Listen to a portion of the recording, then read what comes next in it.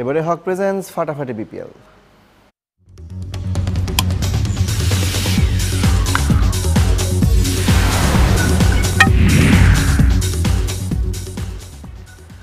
ফিক্সিংয়ের দায়ে আগের দুই আসরে চ্যাম্পিয়ন ঢাকা গ্ল্যাডিয়েটর্স নেই, কিন্তু দল হিসেবে এবারের বিপিএলে ঢাকা ডায়নামাইটসের দিকে রাজধানীবাসীর আগ্রহ থাকবে।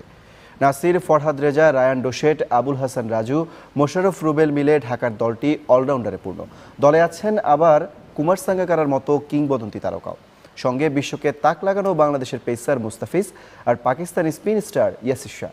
ঢাকা ডায়নামাইটসের দল গঠন নিয়ে বিস্তারিত নজরুল ইসলামের রিপোর্টে। নামি দামি তারকায় ঠাসা Dhaka Dynamites franchise. Kumar Sangakkara, Mustafizur Rahman, Yasir Shah, Nasir Hossain, Ryan ten Doeschate, Mohammad Irfan যে কেউ তুরুপের তাস থাকবেন। ডাচ তারকা ডেসকাটে ছাড়া বাকি সবারই আন্তর্জাতিক টেস্ট ওয়ানডে দুই ক্ষেত্রে রয়েছে স্মরণীয় সাফল্য। তাই তো অভিজ্ঞতা আর সামর্থ্যের বিচারে এবারের বিপিএলে ঢাকা ডায়নামাইটস চ্যাম্পিয়ন হলে অবাক হওয়ার মতো কিছুই থাকবে না। বোলার মোহাম্মদ মুস্তাফিজুর রহমান। ব্যাটিংয়ে ওয়ান ম্যান আর্মি কুমার সাঙ্গাকারাই তো ভূমিকা রাখতে পারেন বেশি। 25,000-এর বেশি রান করা এই ক্রিকেটার ক্যারিয়ার জুড়ে পেয়েছেন 60টিরও বেশি সেঞ্চুরি। ক্যারিয়ারের শেষ প্রান্ত তার সাফল্য ছিল ঈর্ষণীয়।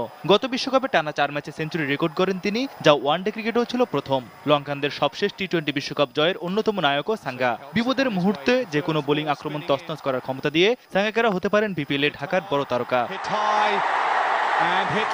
এরপরে আসবে টাইগার সেন্সেশন কাটার অফ কাটারে এবছর ভারত বধ সিরিজের নায়ক মুস্তাফিজুর রহমান। বিপিএলে তার মতো তারকা থাকা যে কোনো দলের জন্য ভাগ্য।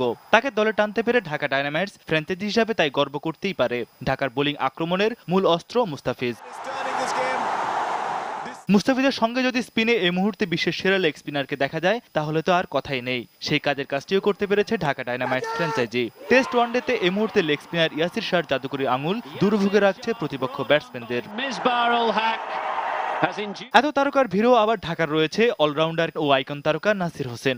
মারমুখী ব্যাট করে এরই মধ্যে নিজের পারফরমেন্স বহু সময় উপস্থাপন করেছেন তিনি। আবার বোলিংও জ্বলে উঠেছেন বেশ কবার। তাই তো নাসিরের অলরাউন্ড পারফরমেন্স কাজে দেবে অনেক। আর রায়ান টেন ডেসকাটে, ফরহাদ রেজা, আবুল হাসান রাজু, মোশাররফ রুবেল, নাসির জামশেদ বা মোহাম্মদ ইরফান জ্বলে উঠতে পারলে আবারও শিরোপা রয়ে যাবে রাজধানীতেই। নজরুল ইসলাম, নিউজ 9, ঢাকা।